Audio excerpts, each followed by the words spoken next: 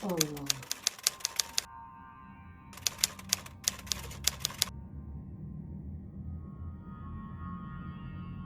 Assalamualaikum warahmatullahi. Assalamualaikum warahmatullahi. Mang Sukir. A'udzubillahiminasyaitonirrajim. Bismillahirrahmanirrahim. Assalamualaikum warahmatullahi wabarakatuh. Kembali lagi bersama Mang Sukir. Untuk cerita kali ini masih melanjutkan cerita yang sebelumnya, Melepas Keperawanan di Telaga Bahandang. Cerita ini ditulis oleh Elyasmin Rumi. Bagi teman-teman yang ingin membacanya secara langsung, bisa langsung kunjungi link yang saya sudah sertakan ada di deskripsi. Oh iya, sebelum masuk ke lanjut cerita, bagi teman-teman yang belum subscribe, silakan subscribe channel ini agar teman-teman tidak ketinggalan cerita-cerita dari Mang Sukir. Dan tak usah berlama-lama, langsung saja kita ke ceritanya. Selamat mendengarkan. Singkat cerita, kebetulan hari itu Raka Balu telah tiba. Hingar-bingar tentang Labi di penjara memenuhi telinganya, pun dengan Kalawa yang katanya mengemis maaf dari Ruknila yang sama sekali tidak digubris. Sebelum menemui ibunya, Raka Balu lebih dulu melihat kondisi ayah. Lelaki yang terbaring tak berdaya di atas tilam sana sungguh mengguncang hati Raka Balu. "Ayah," desanya parau. Ada kemarahan yang begitu tampak dari pancaran matanya. Iya, sejalan dengan sang ibu bahwa Labi memang pantas dihukum karena kelalaiannya. Labi dituduh tidak sikap dan cermat dalam menangani masalah, menyebabkan Raja Kelayang Tanjung berada di antara hidup dan mati. Raka Balu meninggalkan ayahnya pergi menemui ibu untuk bermusyawarah apa yang akan dilakukan selanjutnya untuk kesembuhan ayahnya. Baru saja akan memasuki halaman luas itu, pandangannya langsung tertuju pada Kalawa yang mematung di depan kamar. Kendati membawa Kalawa ke harem, Raka Balu malah melengos pergi. "Kanda!" Kalawa melihatnya, lalu berlari mengejar. Miris, ketika Raka Balu sama sekali tidak menghentikan langkahnya. Di depan kediamannya barulah Raka Balu membalikkan badan, bukan untuk menenangkan istrinya, tapi meminta pergi. "Kanda lelah, kembalilah ke harem." Jelas Raka Balu mengusirnya secara tidak langsung. "Tidak, Dinda ingin bicara kepada Kanda. Dinda mohon bebaskan ayah karena ayah tidak bersalah." Raka Balu bergeming, menyahut pun tidak. "Kanda, kembali sekarang." Setelah itu, Raka Balu masuk ke kamar serupa Ruknila yang enggan peduli dengan permohonan Kalawa. "Kanda, ayahku tidak bersalah. Kenapa kalian menghukumnya?" Cinta tak sampai hati, ia mengajak Kalawa pergi dari sana. Namun, Kalawa akan memperjuangkan keadilan untuk ayahnya yang tidak bersalah sekalipun berdiri di sana sepanjang hari. Sampai Raka Balu turun tangan membebaskan ayahnya.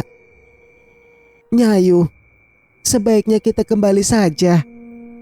Lihatlah wajah Nyayu sudah pucat," mohon Cindai. "Kau kembali saja ke harem." "Tapi Nyayu..." "Sudah kukatakan kembali saja." Cindai tersentak. Akhirnya, dengan perasaan iba meninggalkan Kalawa yang masih berdiri di tengah halaman kamar itu. Manusia yang punya nurani tidak akan sampai hati melihatnya. Langit pun menampakkan kesedihannya dengan membawa awan hitam, menurunkan gerimis. Rintik samarai hujan terasa di wajah Kalawa. Jata yang sejak tadi memperhatikannya masuk ke kamar Raka Balu melaporkan apa yang terjadi di luar. "Empu, Nyayu Kalawa masih berdiri di halaman. Hujan sebentar lagi akan turun." Jangankan peduli, Melihat Jata saja tidak. Ia terus membaca kitab kuno tebal di tangannya. Melihat Jata masih berdiri di depan meja, barulah Raka Balu mendongak memberi kalimat perintah. Suruh selirku itu untuk kembali ke harem.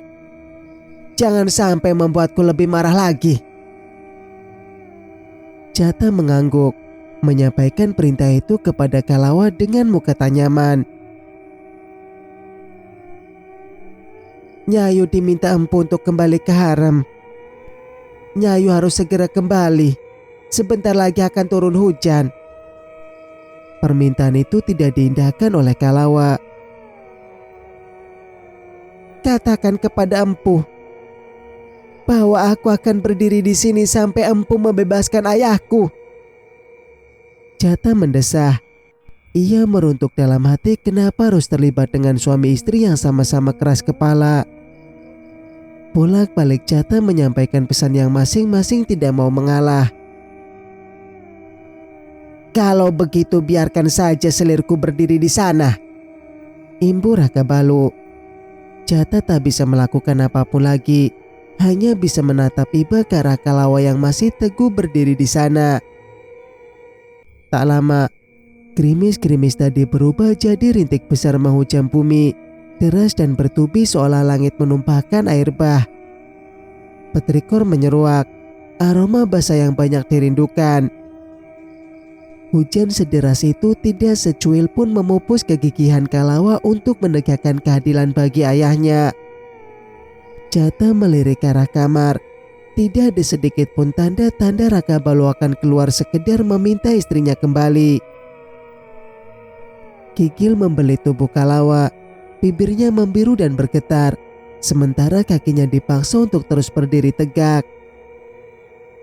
Denyut-denyut di kepala mulai menggila. Pandangan mengembun sejurus dengan air hujan yang membasahi wajah. Lalu, hujaman rintik hujan tak terasa lagi. Kalawa mendongak ada payung yang menungganginya. Ia menoleh tambah Jata berdiri di belakang memegang payung. Nyayu, kembalilah. Aku tidak sampai hati melihat Nyayu, ujarnya kemudian sembari memberikan payung itu pada Kalawa. Kalawa berterima kasih atas kepedulian Jata. Seiring dengan langkah kaki Jata, payung hitam itu jatuh bersama dengan tubuh yang ambruk menghantam beceknya tanah. Nyayu, Jata memakai kaget, tapi tidak berani menyentuh selir tuanya itu sekedar memberikan pertolongan. Alhasil, ia bergegas masuk ke kamar tuanya tanpa permisi dalam keadaan basah kuyup. Apa yang kau lakukan, Jata?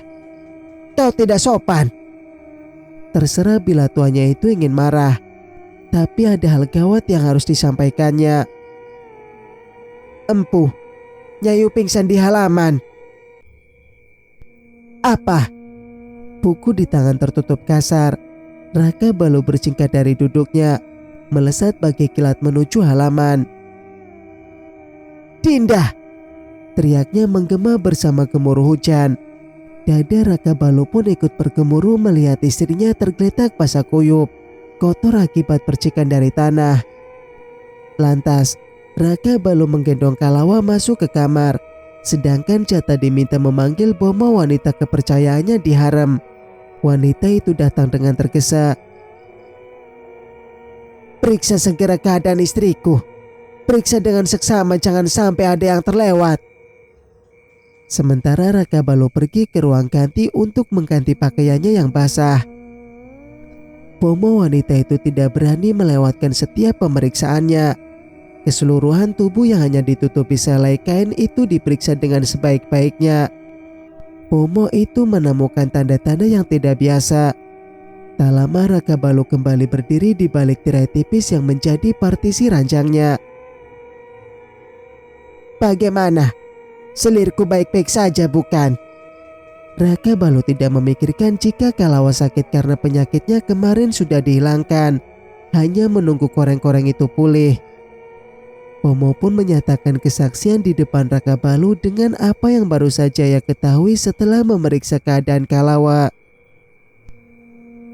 Empu, Selir Empu secara fisik tidak menderita penyakit apapun. Tapi saat ini Selir Empu sedang mengandung. Raka Balu menoleh dengan mata melebar. Riak wajahnya berubah tak biasa. Kau jangan main-main denganku.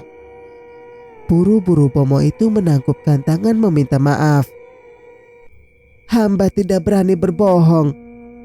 Sekitaran puting menghitam dan juga keluar sedikit bercak darah dari bagian intim Selir Empu. Semua itu tanda-tanda kehamilan. Raka Balu terhenyak, tercekat, tersentak. Bagaimana bisa? Lirihnya tak percaya. Ia menyentuh istrinya itu hanya sekali, tapi langsung jadi benihnya dalam rahim Kalawa. Bahkan rebusan daun kelor sempat diberikannya agar jangan sampai Kalawa hamil. Ujungnya mengandung tanpa disangka. Kalawa mengandung, rasanya Raka Balu masih tidak percaya. Jika Empu masih tidak percaya juga, mintalah Selir Empu untuk buang air kecil di atas biji jelai. Jika bijinya bertunas, maka dipastikan istri Empu sedang mengandung. Raka Balu yang masih syok diam saja tak menyaut apapun. Matanya berpindah melirik ke arah perut Kalawa. Rahasiakan tentang kehamilan selirku. Jangan sampai ada yang tahu. Jika tidak, kau yang akan menanggung akibatnya, Pomo. Setelah diancam demikian, mana berani Pomo itu membuka mulut. Sekali bersuara, maka kepala taruhannya. Baik Empu. Pomo itu lekas pergi membawa rahasia yang harus disimpannya rapat-rapat. Di saat hujan sedang deras-derasnya, Amala datang membawakan semangkuk lempa yang selalu dibuatnya seminggu sekali untuk Raka Balu. Kanda, panggilnya lembut. Raka Balu masih duduk di sisi ranjang membiarkan Amala menemuinya. Raka Balu tidak perlu menyembunyikan Kalawa dari kamarnya karena tidak akan jadi masalah jika itu Amala, dan akan menjadi masalah seandainya Danum yang datang. Amala terkejut. Sudah pasti Kalawa terbaring tak sadarkan diri di atas peraduan milik suami mereka tanpa pakaian. Maaf, Dinda telah mengganggu. Amala tertunduk membalikkan badan hendak melangkah pergi. Kemarilah, Dinda. Jangan salah sangka. Kanda tidak melakukan apapun. Kebetulan Kalawa pingsan di halaman tadi dan pakaiannya basah, ungkap Raka Balu. Amala kembali mendekat dan ikut duduk di sisi ranjang sembari menyodorkan semangkuk lempa yang masih hangat. Aromanya menggiurkan. Bagaimana dengan sakit Kalawa? Kelihatannya sudah membaik, bukan? Raka Balu meraih mangkuk itu menghirup kuahnya dengan nikmat. Seperti yang Dinda lihat, sahutnya kemudian. Apa yang sebenarnya telah terjadi, Kanda? Dinda dengar bahwa ayah Kalawa dimasukkan penjara. Raka Balu berhenti menyesap lempa itu. Ia menyentak napas membuang beban. Banyak hal yang terjadi belakangan ini, dan Dinda cukup jaga diri baik-baik. Begitupun dengan Mahinai. Jaga anak kita selama Kanda tidak di dekat kalian. Ucapan Raka Balu amat rancu, sulit memahami apa maknanya. Tapi Amala mengangguk saja. Ketika hujan mulai reda, Amala pun pamit. Raka Balu mengantar istrinya sampai ke depan gerbang kediamannya. Hujan baru berakhir sore ini menyisakan pelangi di atas kurat senja. Sungguh pemandangan yang menakjubkan. Seiring dengan hujan yang mereda, Kalawa pun siuman dari pingsannya. Rasa sakit masih kentara. Kalawa meringis memegangi kepala. Ini kamar Kanda kan? Pandangannya mengedar ke seluruh ruangan luas yang dihiasi dengan berbagai macam mandau, pedang dan baju zirah. Semilir angin menghantarkan derap langkah yang mendekat. Rupa di balik tirai tipis itu membuat Kalawa tertunduk segan. Sudah puas menyiksa diri. Semakin dalam Kalawa tertunduk tatkala sindiran itu menyapanya yang baru siuman. Kali ini Kalawa mendongak. Ekor matanya lancip menghunus Raka Balu. Dinda akan melakukan apapun untuk membebaskan ayah yang tidak bersalah. Hardiknya berapi-api. Raka Balu mendengus, membalikkan badan membelakangi selirnya itu. Sikap Kalawa memang keras kepala. Jangan coba-coba menyeret diri dalam pusaran masalah ini. Raka Balu mengatakan dengan tegas. Kilatan matanya menandakan bahwa dirinya tidak ingin dibantah. Mana mungkin Kalawa diam saja saat ayahnya diperlakukan tidak adil. Tentu ayahnya tidak bersalah. Sudah barang tentu pula Kalawa akan membela. Siapa lagi kalau bukan dirinya? Dinda akan membuktikan bila ayah tidak bersalah dengan satu syarat. Raka Balu menoleh. Alisnya naik sebelah. Tidak ada negosiasi. Kanda tidak suka menerima syarat apapun. Kalawa juga bersikukuh akan tetap melakukan apapun untuk ayahnya. Sekalipun menentang kehendak sang suami yang nyatanya tidak ada yang berani menentang. Beri Dinda waktu sehari. Maka Dinda akan menuntaskan masalah ini, Kanda. Kalawa beringas bangun hendak menemui sang ibu ratu untuk melakukan negosiasi. Dan Raka Balu sama sekali tidak mencegahnya. Selain Danum yang manja, ada Kalawa yang keras kepala dan hanya Amala yang pikirannya dewasa. Kalawa pergi menemui Ruknila untuk melakukan pembelaan.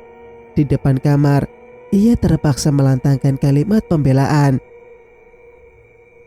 Ibunda, bila ibunda mendengar ini, maka dengarlah baik-baik. Beri aku waktu 1 hari untuk menemukan penyakit apa yang diderita ayahanda. Jika tidak bisa, maka hukumlah aku. Ruknila bukan orang tuli tidak mendengar seruan itu. Ia keluar setelah Kalawa berani mengambil tindakan penuh resiko. Ruknila keluar dan tanpa menantunya berdiri tak gentar. Alis Ruknila bertaut. Sedikit heran melihat koreng-koreng tempo hari perlahan samar. Dengarlah Kalawa. Aku tidak ingin berlaku lebih kejam terhadap kau. Tapi kau sedari tadi mengganggu ketenanganku. Kau bisa membuktikannya. Silahkan. Jika tidak, tanggung akibatnya. Kesepakatan telah disetujui dan kabar itu sengaja disiarkan kepada para petinggi kerajaan agar menjadi saksi atas ucapan Kalawa sendiri. Kalawa mendatangi Raja Kelayang Tanjung yang terbaring koma. Mulai hari ini Kalawa akan berpikir keras untuk menelaah dan memastikan penyakit ayah mertua. Demi apapun, waktunya tidak banyak, hanya 1 hari saja. Setiap waktu yang berlalu adalah belati yang sudah menanti menikam dirinya. Mengamati luka itu memang bukan seperti luka biasa. Pembusukannya lebih cepat. Sementara lebah melepuh di dada semakin membiru keunguan. Karena darah di dalam pembuluh darah bocor dan keluar mengisi jaringan di sekitarnya. Memar itu disebabkan hal-hal di luar penyakit yang mendasari. Namun, Raja Kelayang Tanjung sempat mengaku bila dirinya tidak pernah terbentur atau dihantam dengan benda tumpul apapun. Memar itu tiba-tiba saja timbul. Ini pasti bukan penyakit biasa. Sayangnya, Kalawa tidak tahu lagi apa yang harus dilakukannya. Seperti obat apa yang harus diberikan, mengatakan dengan pasti penyakit apa. Kalawa belum bisa menjawabnya dan sial. Waktu sehari sudah terlewat tanpa disadari. Ruknila datang bersama dayang-dayangnya. Bagaimana Kalawa? Kau sudah tahu dan bisa menyembuhkan ayah mertuamu? Ayahanda diteluh ibunda. Hanya itu. Lantas, kalau begitu, kau tahu cara mengobatinya bukan? Kalawa membisu dan diam. Tak lama Raka Balu datang. Sayangnya kau pongah dan terlalu percaya diri, Kalawa. Jadi, tunaikan saja janjimu karena tidak bisa mencari tahu sebab akibat sakit ayah mertuamu. Ruknila beralih kepada Raka Balu. Bagaimana? Apa kau setuju, Raka Balu? Aku setuju, Ibu. Bawa dan sidang dia sekarang. Kalawa terhenyak. Bagaimana bisa Raka Balu tidak membelanya sedikit pun? Kanda.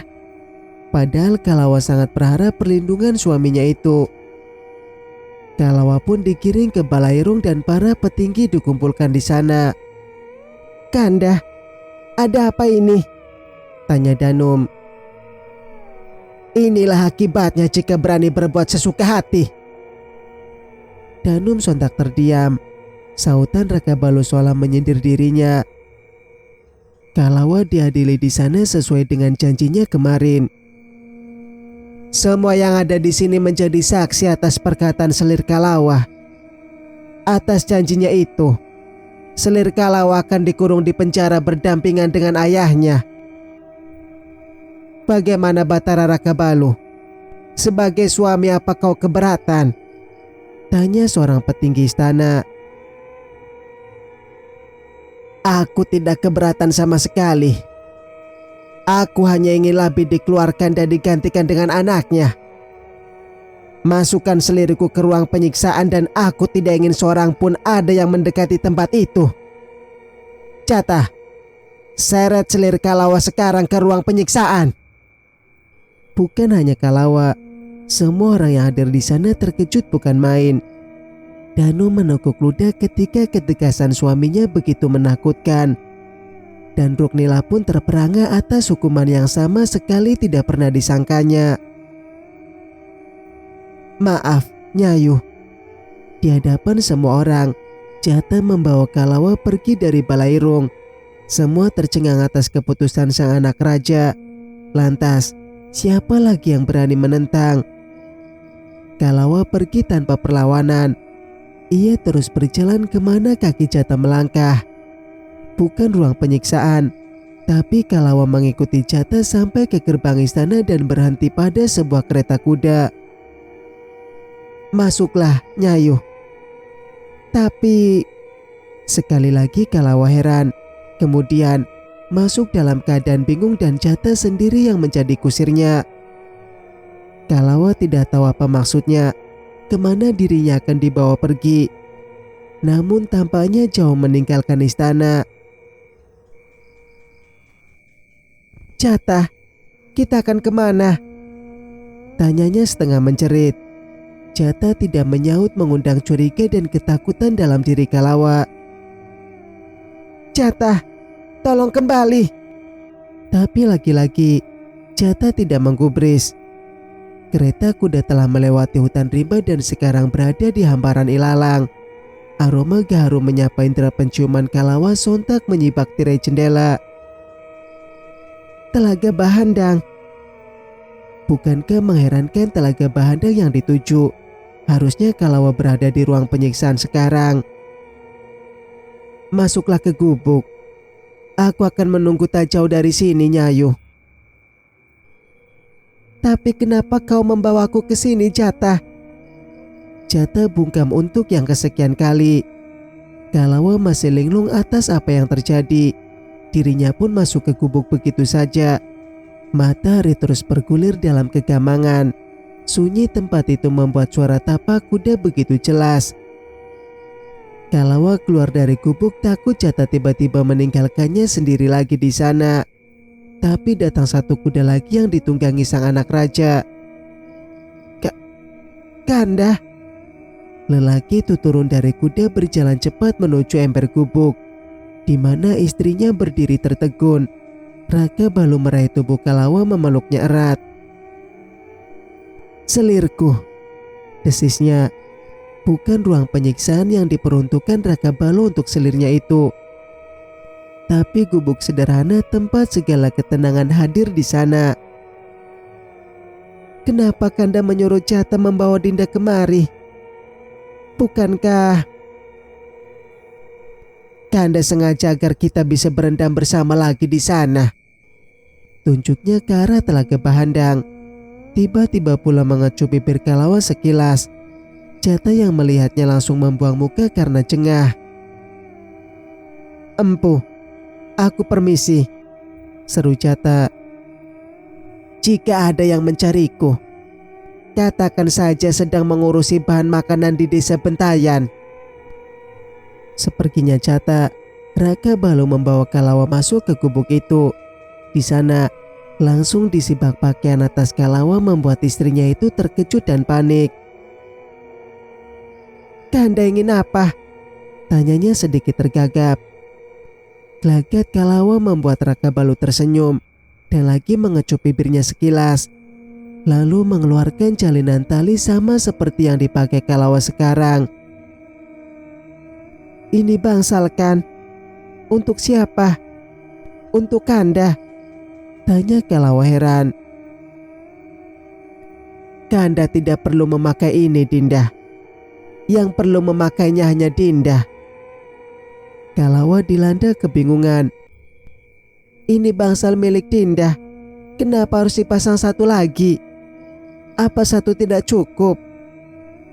Raka Balu tak langsung menyahut. Ia menaikkan sedikit bangsal yang sudah terpasang, kemudian memasang satu lagi menutupi pusar. "Satu tidak cukup untuk Dinda yang sedang berbadan dua." Kalawa terdiam, matanya berkilat tak percaya.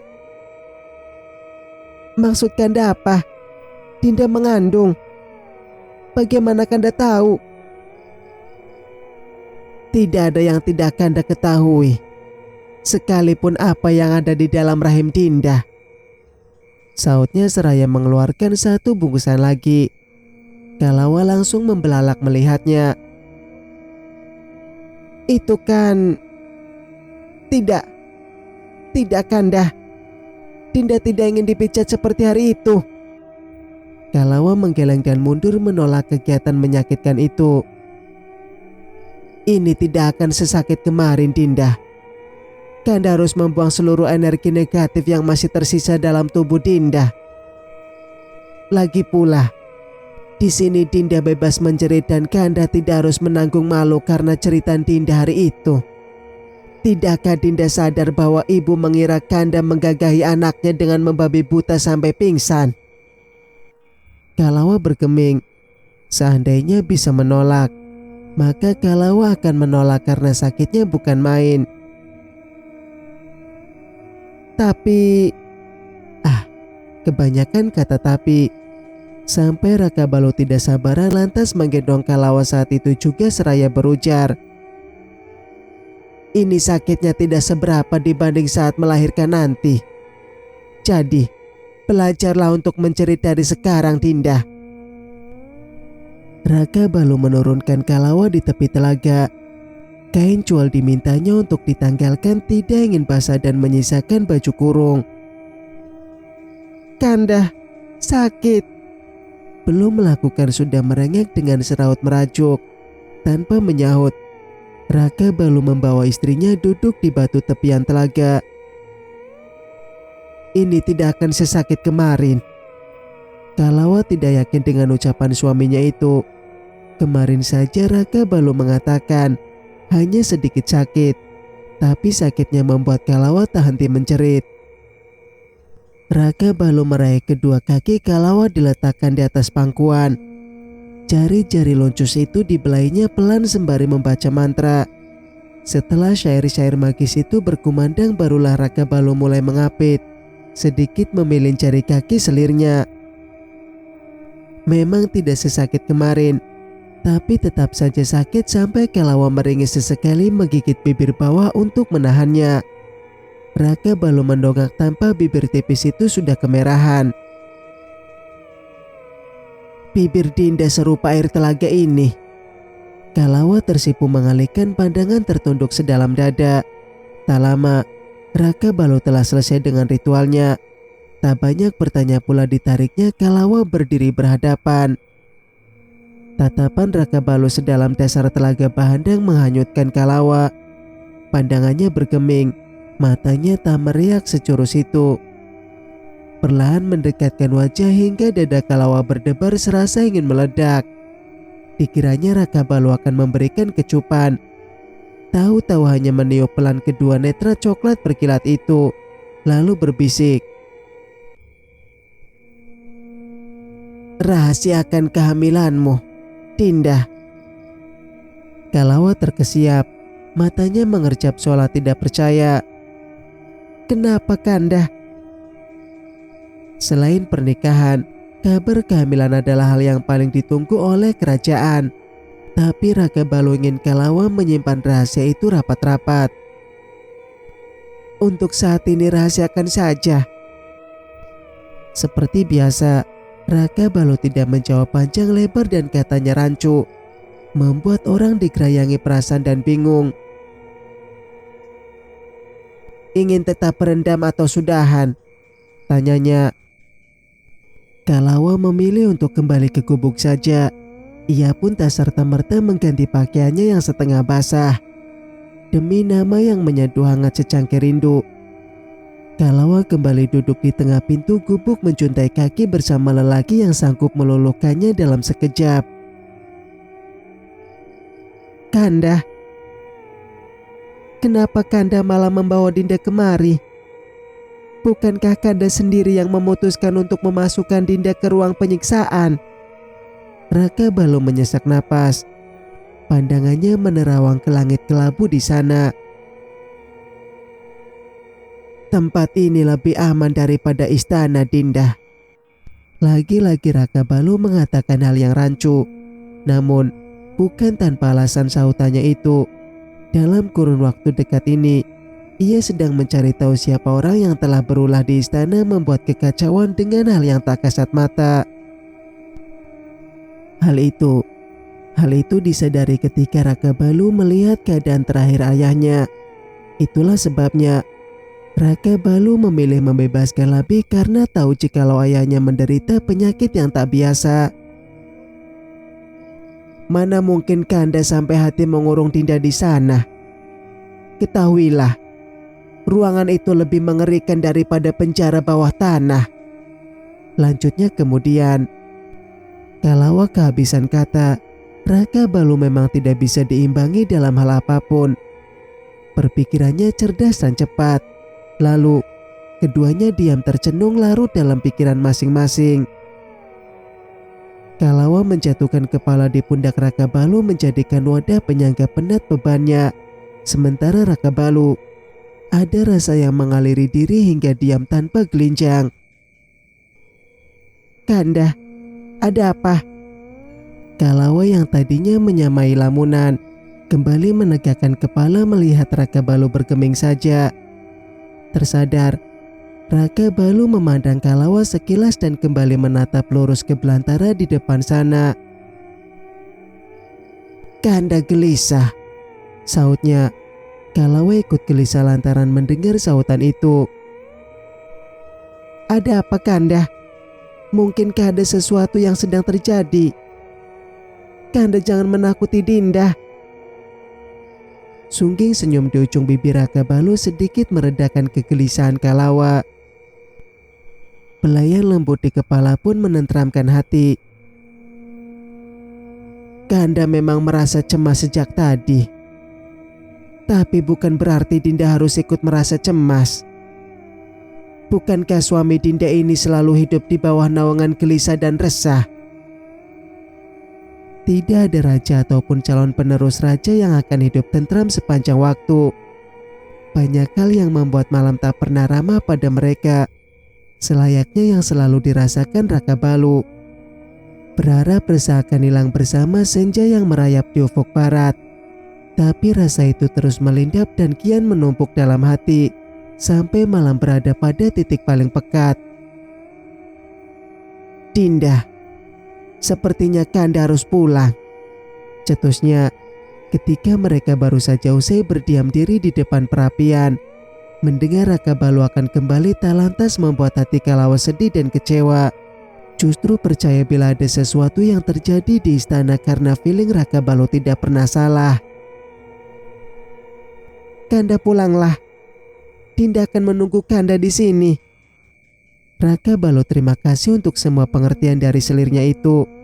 Sebelum pergi, Raka Balu mendaratkan kecupannya di dahi Kalawa, lalu keluar berdiri di depan gubuk, menada tangan ke atas dan tangan kiri terpancang di tengah dada, sembari merapal sebuah ajian untuk melindungi gubuk yang sedang dihuni oleh selirnya.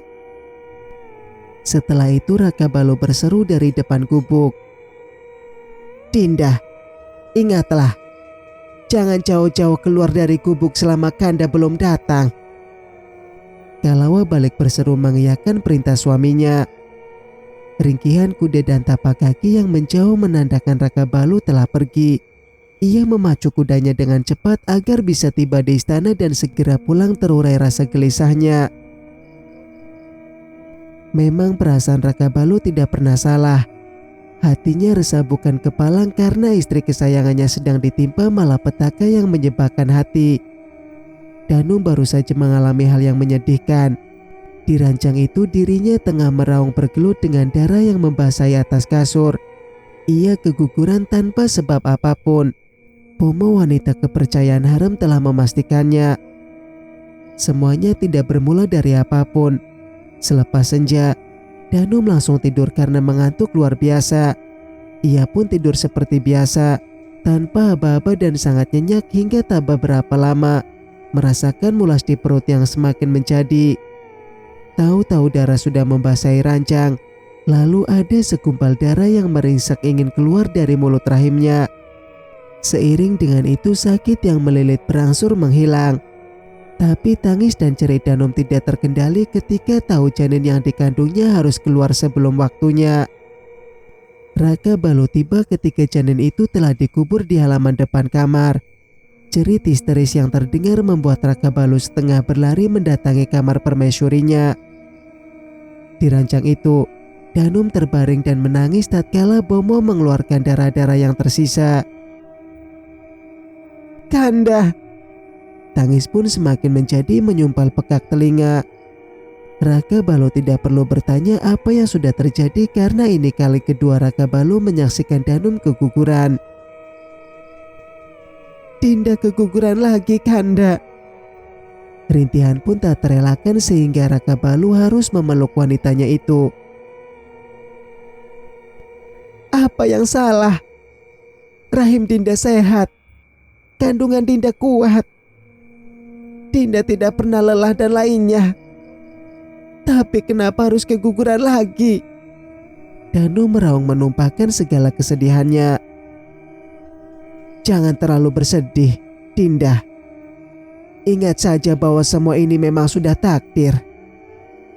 Tidak perlu ditangisi sedemikian. Bukankah Dinda masih bisa hamil lagi?" Meski tak seluruhnya mampu menenangkan, tapi lumayan bisa meredakan tangis Danum. Raka Balu pamit sebentar. Ia menemui Jata yang berjaga sigap di depan harem. "Jata, siapkan sesajen. Aku akan memanggil roh jahat yang telah berani mengacaukan keluargaku."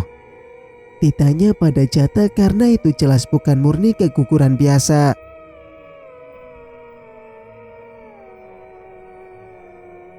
Bersambung, nantikan kelanjutan ceritanya di video berikutnya. Mas Sukir pamit. Wassalamualaikum warahmatullahi wabarakatuh.